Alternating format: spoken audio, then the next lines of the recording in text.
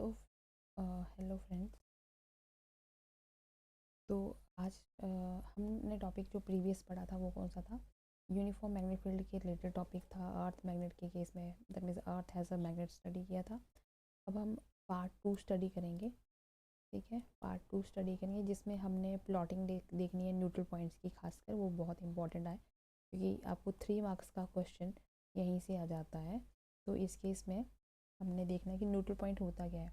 तो neutral point वो point है जहाँ पे magnetic field of a magnet, ठीक है, वो बिल्कुल इक्वल हो जाती है। कोई मैग्नेट है उसकी, जैसे ये मैग्नेट है, इसकी मैग्नेटिक फील्ड, ठीक है, अर्थ के मैग्नेट अर्थ के मैग्नेटिक फील्ड के बराबर है, बट दोनों इक्वल एंड अपोजिट है। ठीक है, तो ऐड करेंगे तो क्या आएगा? ज़ीरो।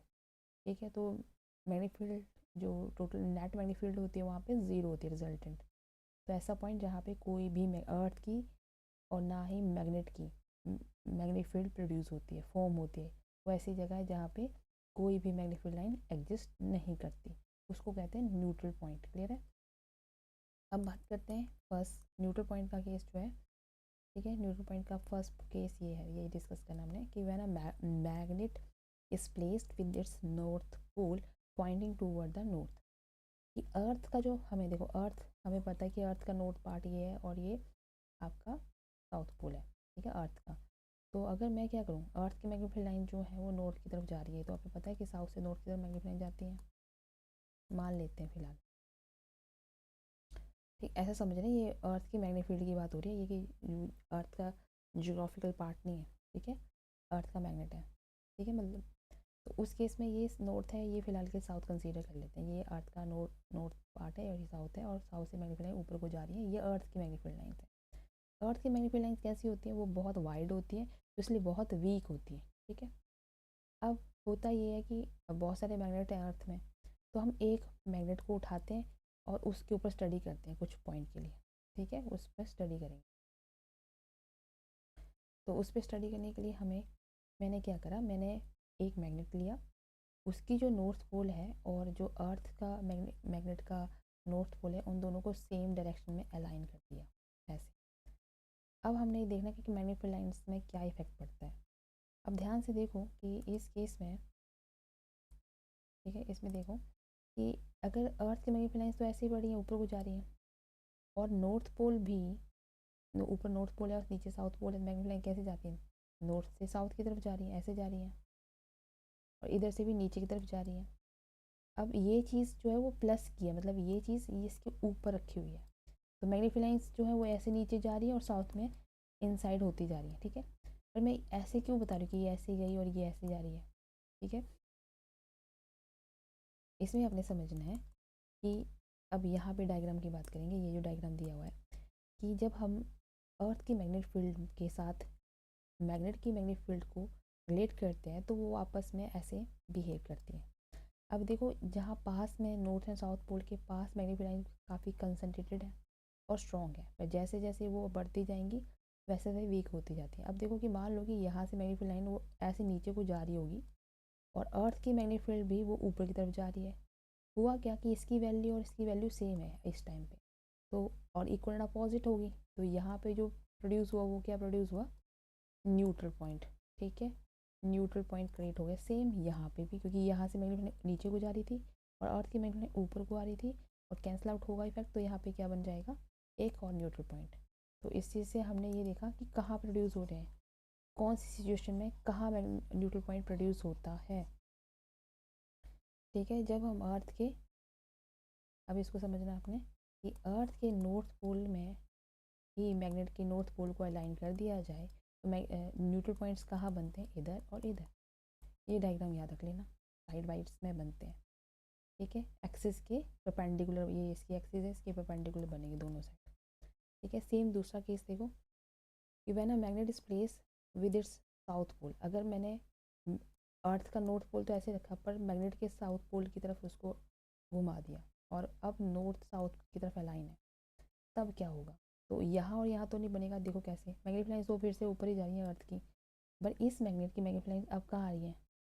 सॉरी, कहाँ आ रही है? देखो, ये जा रही है अब ऊपर की तरफ, नॉर्थ से साउथ से नॉर्थ की तरफ जाती है मैग्नेटिक लाइन्स, और बाहर वो नॉर्थ से साउथ की तरफ जाती है। अब यहाँ पे तो सॉरी ऊपर की तरफ जा रही है, ये भी ऊपर की तरफ, तो या तो यहाँ पे तो ऐड ऑन होगा, मैग्नीफाइंस ऐड होकर स्ट्रेंथ बढ़ जाएगी, बट वीक कहाँ होगी, यहाँ पे देखो ध्यान से, ये मैग्नीफाइंड और ये मैग्नीफाइंड कहाँ को जा रही है, नीचे को, और अर्थ की मैग्नीफाइंड यहाँ पे कहाँ जा रही है, ऊपर को।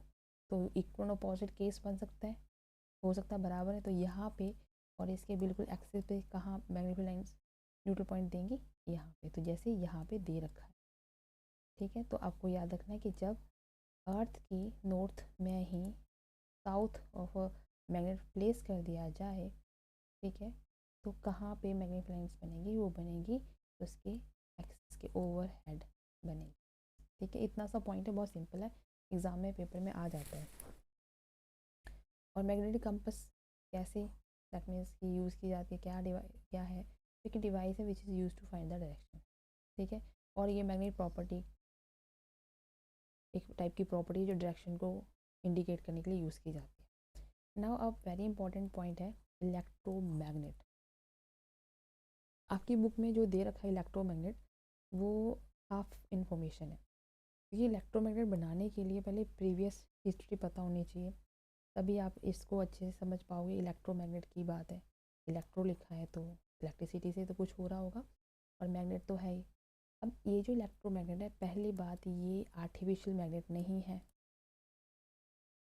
ना ही मैन मेड है, सॉरी आर्टिफिशियल तो है, क्या बोल रही हूँ मैं, आर्टिफिशियल तो है, बट इसमें हमने कोई मिक्सचर नहीं डाला हुआ है। हाँ, हमने यहाँ पे सॉफ्ट स्टील यूज़ करेंगे या तो फिर आयरन को यूज़ करेंगे, ठीक है, उनकी स्ट्रेंथ को इंक्रीज करने के लिए, दैट मीन्स रोल रहेगा। होता क्या है कि हमने ये पीछे पढ़ा कि अगर कोई वायर ऐसे करंट पास कर रही है, ठीक है, पीछे कब पढ़ेंगे आप, इन फ्यूचर 10th में पढ़ेंगे, पर इसको समझ लेना कंसेप्ट को, कि अगर करंट ऊपर की तरफ जा रहा है तो उसके यहाँ पे और यहाँ पे, मतलब एक सर्कल में मैग्नेटिक फील्ड बनती है हर हर टाइम पे, हर टाइम पे, ठीक है। तो यहाँ पे भी नॉर्थ और यहाँ पे साउथ पोल बनता है। इसका मतलब क्या है कि अगर करंट सीधा जा रहा है तो मैग्नेटिक लाइन कैसी जा रही है, करंट अगर सीधा ऊपर जा रहा है तो मैग्नेटिक लाइन कैसे ले रही, लूप सर्कुलर।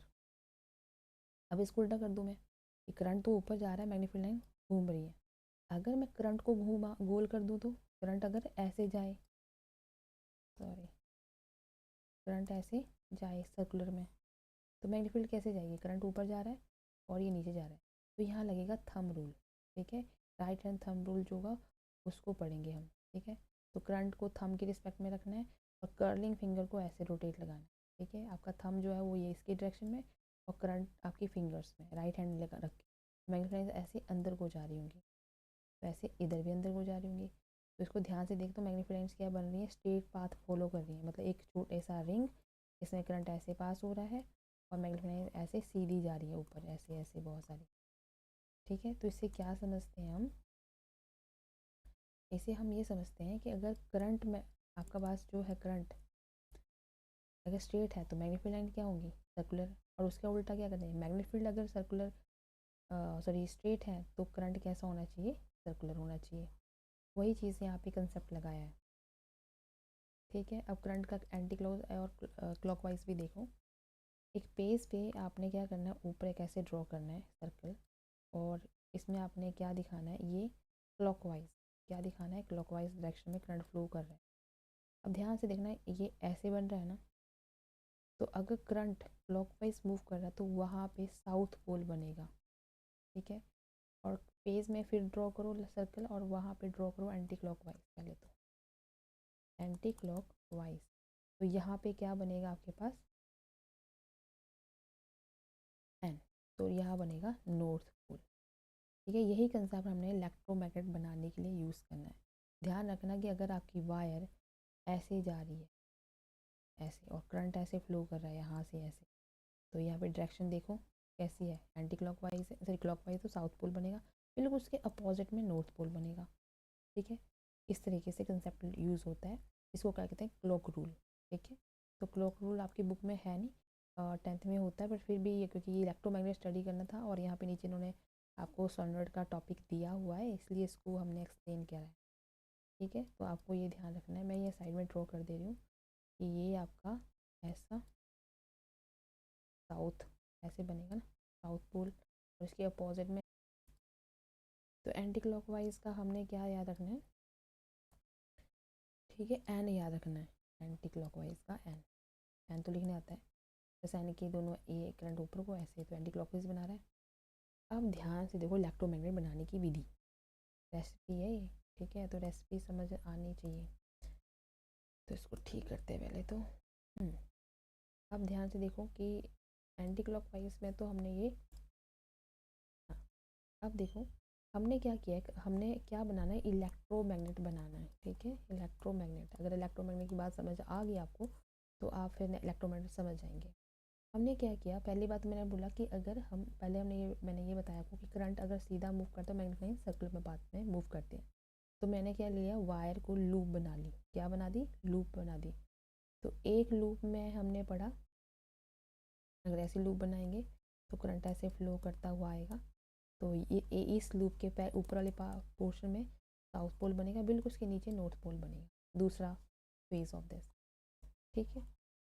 ये तो हमने डिस्कस कर लिया। बट इलेक्ट्रोमैग्नेट बनाने के लिए मैंने क्या किया, एक लूप की जगह सोलेनॉइड ले लिया, सोलेनॉइड लिया और इसमें मल्टीपल लूप्स ले लिया ऐसे, ठीक है। और इसको हमने बैटरी से कनेक्ट कर दिया, AC current, sorry not battery, AC current से कनेक्ट कर दिया, मतलब सोर्स दे दिया एसी करंट। अब करंट यहाँ से फ्लो कर रहा है और यहाँ पे वापस आ रहा है। अब यहाँ पे ध्यान से देखो मैंने क्या किया, इसमें करंट फ्लो कर रहा है तो करंट के लिए, हाँ करंट के लिए देखो एरो देखना है, एक मिनट रुक जाओ भाई, हाँ ये गया, ये आ रहा है, ये गया ना, तो ये ऊपर गया, फिर ऐसे गया, फिर इसमें गया, फिर ऐसे होता जा रहा है। तो अगर मैं यहाँ से व्यू करूँ तो करंट कैसे जा रहा है, देखो कैसे जा रहा है, ये नीचे को आ रहा है, ऊपर को आ रहा है, ऐसा जा रहा है, ऐसे और ऐसे, या ऐसे देखूँ तो करंट कैसा जा रहा है, साउथ में, तो ये साउथ पोल बन रहा है, तो बिल्कुल इसके नीचे नॉर्थ पोल, फिर इधर साउथ पोल, फिर नॉर्थ पोल, इस तरीके say that means current form हो रहा है इसमें, ऐसे और ऐसे, सॉरी सॉरी ऐसे, फिर से तब कर देती हूँ इसको, फिर से बनाते, ओहो अंडू करते ना, शायद हो जाए। ठीक है, तो ये मूव तो होगा नहीं, तो हम ऐसे समझ लेते हैं इसको। हाँ कैसे बनेगा, देखो करंट ऐसे गया और ये ऐसे, और ये ऊपर को, नीचे ऊपर, नीचे ऊपर, से ऊपर, तो यहाँ पे south north, south north, south north, south north और साउथ नॉर्थ और साउथ नॉर्थ, इस तरीके से फॉर्म होगा। तो यहाँ पे एंड में, यहाँ पे साउथ पोल है फ्रंट में और एंड में नॉर्थ पोल बनेगा। तो ये पूरी की पूरी एक जो सोलेनॉइड है, ये खुद एक मैग्नेट की तरह बिहेव कर रही है, ठीक है, ये खुद एक इमेजिनरी मैग्नेट की तरह बिहेव कर रही है। अब मुझे ये बताओ मैग्नेट लाइंस कहाँ को जाएंगी, इनसाइड द सोलेनॉइड, वो जाएंगी कहाँ जाएंगी, साउथ से नॉर्थ की तरफ जा रही होंगी ऐसे, और नॉर्थ से होते हुए ये क्या कहाँ आ रही है, वापस साउथ में, इस तरीके से नीचे जा रही होंगी ऐसे, और ऐसे होते हुए ऐसे वापस आ रही होंगी। तो इस तरीके से मैं सोलेनॉइड का डायरेक्शन, हमें करंट का दैट मीन्स की वैल्यू पॉइंट समझ आ गया कि कैसे सोलेनॉइड, अब ये जो सोलेनॉइड है, ठीक है, सोलेनॉइड जो है ये कैसा बिहेव कर रहा है राइट नाउ, एक मैग्नेट की तरह। और हमने मैग्नेट, कोई भी मैग्नेट यूज़ नहीं किया, जस्ट क्या यूज़ किया, इलेक्ट्रिक करंट यूज़ किया, तो इसकी वजह से इसका कंबाइंड नेम क्या बन गया, इलेक्ट्रोमैग्नेट, ठीक है। अब इस इलेक्ट्रोमैग्नेट की इंटेंस स्ट्रेंथ को बढ़ाने के लिए हमने क्या करा, अब ये समझना है आपने, ठीक है, हाँ अब इसमें समझना है कि हमने इसमें क्या ऐड ऑन किया जिससे कि वो इलेक्ट्रोमैग्नेट स्ट्रेंथ बढ़ा दी। आपकी बुक में जो डायग्राम था उसको देख लेना आपने एक बार, बट मैं यहाँ पे बता दूँ कि हमने क्या किया, फिर से ये सोलेनॉइड लिया ऐसे, इसकी स्ट्रेंथ को इंक्रीज़ करने के लिए मैंने इसके बीच में क्या डाल दिया, एक रॉड डाल दी, और ये रॉड जो थी वो सॉफ्ट आयरन है, आयरन मतलब सॉफ्ट स्टील ले लो, ठीक है वो है। अच्छा मैं डायग्राम दिखा देती हूँ आपको, सॉरी ऊपर था, ये देखो, ये कोई पी और क्यू करके एक रॉड डाली है, आपका सॉफ्ट आयरन ही है, स्टील नहीं था, ठीक है, सॉफ्ट आयरन यूज़ किया गया है यहाँ पे। अब ये जो सॉफ्ट आयरन है ये इस साइड अंदर जो मैग्नेटिक लाइंस हैं जो बनी, ठीक है, वो ज़्यादा स्ट्रेंथ इंक्रीज, ज़्यादा स्ट्रॉन्गली मैग्नेटाइज करेगी इस आयरन रॉड, सॉफ्ट आयरन को, और ये ज़्यादा मैग्नेटिक लाइंस, मैग्नेटिक इफेक्ट दिखाएगा। तो ये ऐसे वापस आएगा, इसमें भी सेम ही है, या साउथ है या नॉर्थ पोल बनेगा, मैग्नेट्स ऐसे घूम घूम के आएंगी ऐसे, ठीक है। तो इलेक्ट्रोमैग्नेट्स हमें समझ आ गया कि टेम्परेरी स्ट्रेंथ, अगर मैं स्विच ऑफ कर दूंगी तो ये प्रॉपर्टी ख़त्म हो जाएगी, तो इसलिए इसको टेम्परेरी स्ट्रॉन्ग मैग्नेट कहते हैं इलेक्ट्रोमैग्नेट को, जो कि a piece of soft iron when current flow in the coil, coil कौन सी, जिसको सोलेनॉइड कह रही हूँ, wound around it is called, it is artificial magnet and it is a use as a core, क्या यूज़ किया मैंने, soft iron का, ठीक है। अब नेक्स्ट टॉपिक देखते हैं हम इसमें आपके construction of U shape electromagnet का। तो यू शेप इलेक्ट्रोमैग्नेट जो होता है, मतलब यू शेप इलेक्ट्रोमैग्नेट देखो, इसका भी कुछ ज़्यादा खास वर्किंग नहीं है, इजी ही है। तो यहाँ पे देखो ये यू शेप्ड है, इसका ये नॉर्थ पोल है, साउथ पोल है, ठीक है। इसमें भी मैंने सोलेनॉइड यूज़ किया, देखो ध्यान से, और यहाँ पे एक बैटरी कनेक्ट करिए की है, और ये रियोस्टैट यूज़ किया है जो वेरी करेगा रेजिस्टेंस, जिसकी वजह से करंट की वैल्यू बढ़ती घटती रहेगी, जिसकी वजह से ये मैग्नीफिलेंस क्रिएट करेगा, ठीक है। अब ये सॉफ्ट आयरन था, यहाँ पे साउथ और नॉर्थ पोल बने थे नहीं पहले, ठीक है। जैसे मैंने सर सिस्टम ऑन किया वैसे इसमें करंट पास करा, तो इसका एक वन एंड देखो यहाँ से नीचे को जा रहा है ये, अगर नीचे से कोई देखेगा तो आपकी वायर कैसे मूव कर रही होगी, ऐसे, मतलब ऐसे करंट गया ऐसे नीचे से, तो करंट कैसा बन रहा है, ठीक है, साउथ पोल बन रहा है यहाँ पे, तो यहाँ पे साउथ पोल जनरेट हो गया, और उसके बिल्कुल अपोजिट में यहाँ पे नॉर्थ पोल जनरेट होगा खुद से, और इन दोनों के बीच में मैग्नीफिलेंस प्रोड्यूस होंगी। जब कब तक होंगी, जब तक मैं बैटरी कनेक्ट करिए, जैसे बंद करेंगे वैसे इसका जो सॉफ्ट आयरन है वो डीमैग्नेटाइज हो गया, ठीक है, डीमैग्नेटाइज। अब हम सॉफ्ट आयरन क्यों यूज़ करते हैं उसको भी हम अभी डिस्कस करते हैं। अब पहली बात तो, अब जो मैग्नेटिक फील्ड है प्रोड्यूस हो रही है वो डायरेक्टली प्रोपोर्शनल किसके है, नंबर ऑफ टर्न्स, जितनी ज़्यादा लूप होगी, जितनी ज़्यादा, दैट मीन्स हम यूज़ करेंगे सोलेनॉइड की वैल्यू, सोलेनॉइड को यूज़ करेंगे, जितनी ज़्यादा कॉइल्स होंगी मतलब उतना ज़्यादा मैग्नेटिक फील्ड बनेगा। B is a representation of magnetic field, और B is directly proportional the current. अब आपकी जितनी बड़ी बैटरी होगी उतना ज़्यादा अमाउंट ऑफ करंट भी बढ़ेगा, जिसकी वजह से मैग्नेटिक फील्ड की स्ट्रेंथ भी ज़्यादा बढ़ेगी। और last, B is a natural, nature of core, कि आपने क्या यूज़ करा है, सॉफ्ट आयरन यूज़ किया या नॉर्मल आयरन यूज़ किया या स्टील किया, कुछ भी उसके हिसाब से ये, दैट मीन्स ये बिहेव करता है, उसकी मैग्नेटिक फील्ड की जो स्ट्रेंथ है वो वेरी करती है। अब आता है दैट मीन्स कि इलेक्ट्रोमैग्नेट और परमानेंट मैग्नेट की कंपैरिजन, तो ये आपकी बुक से उठाया है मैंने। अब इसमें क्या लिखा कि it is made of soft iron, electromagnet soft iron core से बनते हैं, ठीक है, सॉफ्ट आयरन से बनते हैं, और परमानेंट जो मैग्नेट जो होते हैं वो स्टील के बनाए जाते हैं। अब ये फर्स्ट सेकंड पॉइंट क्या लिखा है, it is produce the magnetic field so long as current flow in its coil, that is it produce the temporary magnetic field. कि मैं क्या कह रही हूँ, मैं जब ये कह रहा कि इलेक्ट्रोमैग्नेट को, ठीक है, जितना ज़्यादा करंट दूंगी, जब तक करंट दूंगी तब तक वो मैग्नेटिक रहेगा, प्रॉपर्टी शो करेगा, और जैसे करंट बंद करेंगे वो टेम्परेरी डीमैग्नेटाइज हो जाएगा। बट यहाँ पे एक बार में जो परमानेंट मैग्नेट है, मैग्नेट बन गया, वो फिर डीमैग्नेटाइज नहीं हो सकता, वो परमानेंट मैग्नेट होता है। एंड आफ्टर ये दिस, इलेक्ट्रोमैग्नेट में क्या है, अगर मैंने करंट की वैल्यू बढ़ा दी या कॉइल की वैल्यू इंक्रीज़ कर दी, नंबर ऑफ टर्न्स की, तो जो स्ट्रेंथ है मैग्नेटिक फील्ड की वो वेरी कर जाएगी। बट परमानेंट मैग्नेट में ऐसा नहीं है, उसकी जो स्ट्रेंथ है, मतलब 10 यूनिट की स्ट्रेंथ है वो 10 ही रहेगी। इसमें क्या है, 0 से लेकर 10 तक वेरी कर सकते हैं, 20 भी कर सकते हैं, 30 भी कर सकते हैं, अकॉर्डिंग टू करंट और उसके नंबर ऑफ टर्न्स, ठीक है। तो ये भी आपको दिमाग में रखना है। अब अगला पॉइंट है फोर्थ वाला। फोर्थ पॉइंट में देखो कि the magnetic field of an electromagnet can be very strong. तो मेरी नीड के अकॉर्डिंग मैं इलेक्ट्रोमैग्नेट को स्ट्रॉन्ग भी बना सकता हूँ, ठीक है, और वीक बना सकती हूँ, बट परमानेंट में ऐसा नहीं है। फिर अगर आती है पोलैरिटी, ठीक है, मेरा मन किया तो करंट, जो सोलेनॉइड है, अगर करंट को ऐसे भेजेंगे तो यहाँ साउथ और यहाँ नॉर्थ बनेगा। अगर मेरी मर्जी है कि मैं बैटरी का साइन चेंज कर दूँ, यहाँ से करंट भेजूँ, यहाँ पे वापस नीचे जा रहा करंट, तो यहाँ पे नॉर्थ पोल और यहाँ साउथ पोल बनेगा, और यहाँ पे नॉर्थ पोल बनेगा, ठीक है। तो पोलैरिटी चेंज कर सकती हूँ मैं by changing the battery connection, ठीक है। बट अगर परमानेंट में ऐसा नहीं है, जो नॉर्थ पोल है वो नॉर्थ पोल है ज़िंदगी भर, जो साउथ पोल है वो साउथ पोल ही रहेगा। ऐसा नहीं है कि मन मर्जी से वो चेंज हो जाएगा। अब ये जो दिख रहा है, it can be easily demagnetize by switch off, जैसे तो it can not be easily demagnetize, है ना।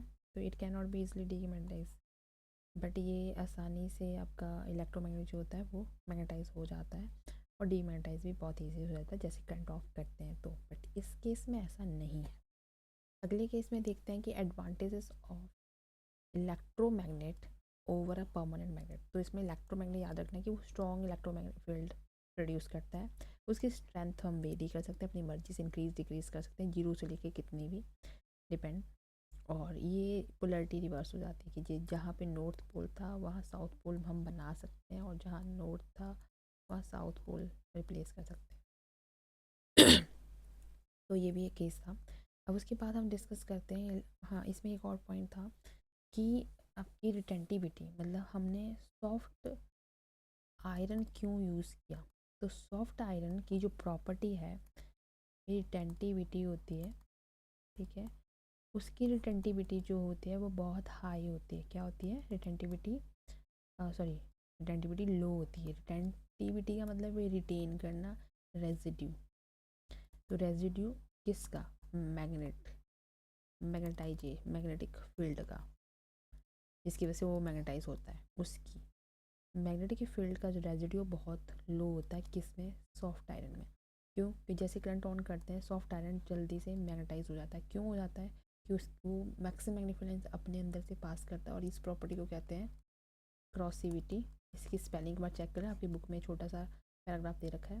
तो वो क्रॉसिविटी होती है जिसमें वो नंबर ऑफ मैग्नीफिकेंस ईजिली पास करने देता है। बट रिटेंटिविटी जो होती है वो मैग्नीफाइड लाइन्स की जो स्ट्रेंथ होती है, ठीक है, उस रेजिड्यू मतलब रिटेन रखता है कि नहीं रखता है उस पर डिपेंड करता है। तो सॉफ्ट आयरन जो होता है जैसे करंट ऑफ करते हैं, स्विच ऑफ करते हैं, वैसे ही वो सारी की सारी मैग्नीफाइड लाइन्स को ख़त्म कर देता है। तो रिटेंटिविटी बहुत लो है, इसलिए ये स्ट्रॉन्ग मैग्नेट होता है।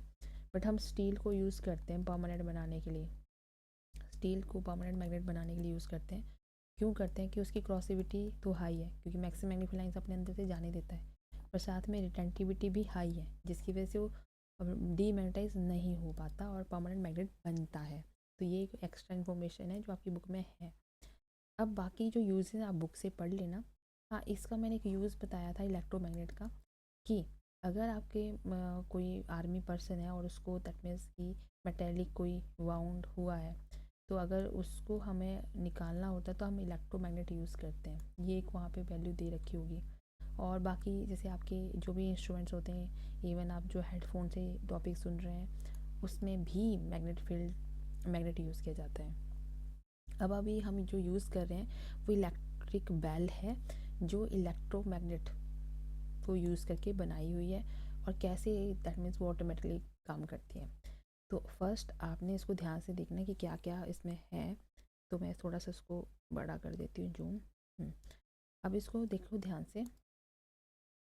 हाँ, इसमें देखो पहली बात तो ये गोंग है, और ये हैमर है जो जोर से बजता है, ठीक है। और अंदर जो सेटअप लगा रखा है वो इलेक्ट्रोमैग्नेट का है, ठीक है, ये इलेक्ट्रोमैग्नेट है। और अब इलेक्ट्रोमैग्नेट के साथ कनेक्शन कैसे दिया है वो देखना। इलेक्ट्रोमैग्नेट को तो बैटरी से कनेक्ट कर दिया है, यहाँ पे डीसी बैटरी लगाई है आपने डायरेक्ट करंट के वाली, स्विच के साथ हमने नेक्स्ट टर्मिनल कनेक्ट कर दिया है, ठीक है, क्योंकि आपको वर्किंग नहीं आएगी इसकी, आपको पता होना चाहिए बट क्या है। अब इसमें डायग्राम में देखो, डायग्राम में इन्होंने एक तो ये हैमर है, इस हैमर को नीचे एक स्विच से मतलब एक स्ट्रिप है, ठीक है, ये स्ट्रिप जो है वो इससे कनेक्टेड है, और ये स्ट्रिप जो है ऐसे अटैच है, और यहाँ पे एक और बटन है जो आगे जाके स्विच से कनेक्टेड है। अब ये बटन के बीच में स्पेस नहीं है, ये अभी अटैच्ड है, और ऐसे ये डिटैच पोर्शन है, मतलब आपस में जुड़े नहीं है, बस टच हुए हुए हैं। और यहाँ पे आपके पास मैग्नेट कौन है, इलेक्ट्रोमैग्नेट है ऐसे, बाकी इसके ऊपर वायरिंग है ऐसे, यहाँ पे भी वायरिंग है, और बाकी ये कनेक्टेड है करंट से, और ये भी कनेक्टेड है इससे, इस तरीके से। अब होता क्या कि जैसे करंट ऑन करते हैं, मतलब मैंने यहाँ पे current battery on proper connect करके स्विच ऑन करा, करंट पास करता है, करंट पास करने से ये मैग्नेटाइज हो जाएगा, एक नॉर्थ पोल एक साउथ पोल बन जाएगा।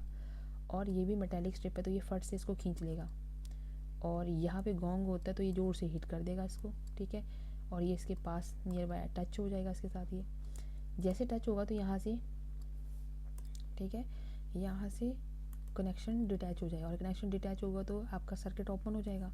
सर्किट ओपन हो जाने से ये जो इसकी मैग्नेटिक प्रॉपर्टी थी वो डीमैग्नेटाइज हो जाएगा, और ये फट से इसको रिलीज़ कर देगा, धक्का दे देगा, और ये फिर से अटैच हो जाएगा इसके साथ। ऐसे कनेक्शन हो गया। तो गोंग पीछे, मतलब जो हैमर है वो गोंग से पीछे चल गया, एक बार टर्न की आवाज़ आई और पीछे गया, और इससे टच हुआ, सर्किट फिर ऑन हो गया, और ये फिर से इसको मैग्नेटाइज करेगा। मैग्नेटाइज करने के बाद ये फिर गोंग को अपनी तरफ खींचेगा ऐसे, और ये फिर से गोंग को हिट करेगा, और ये फिर से डिटैच हो जाएगा, और सर्किट फिर ऑफ। कंटिन्यू ये प्रोसेस चलती रही जब तक मैं इस स्विच को ऑफ नहीं कर देती। तो इस तरीके से आपका जो इलेक्ट्रिक बेल है वो वर्क करती है। पर मेन क्वेश्चन यहाँ पे ये नहीं है कि वो कैसे मतलब वर्क करता है, बट हाँ, अगर आपके टीचर ने करवाया हो तो बहुत अच्छी बात है, नहीं करवाया तो यहाँ पे देख लो। हाँ, बट ये एक मेन पॉइंट है जो आपको पता होना चाहिए। जनरली कई बार ये पॉइंट लास्ट में दिया है, एंड ऑफ द चैप्टर में दिया हुआ है। क्वेश्चन ये है कि अगर मैं डीसी करंट, मैंने बताया था कि डीसी करंट यूज़ किया है, क्या मैं डीसी की जगह एसी करंट यूज़ कर सकती हूँ, और उसका क्या इफ़ेक्ट होगा बेल की रिंगिंग पे। ठीक है, ऐसा क्यों बोल रही हूँ कि एसी करंट जो होता है वो प्रॉपर वर्क करेगा कि नहीं। तो इसमें मैं एक स्लाइड ऑन कर देती हूँ। हाँ, ऐसे लिख दे।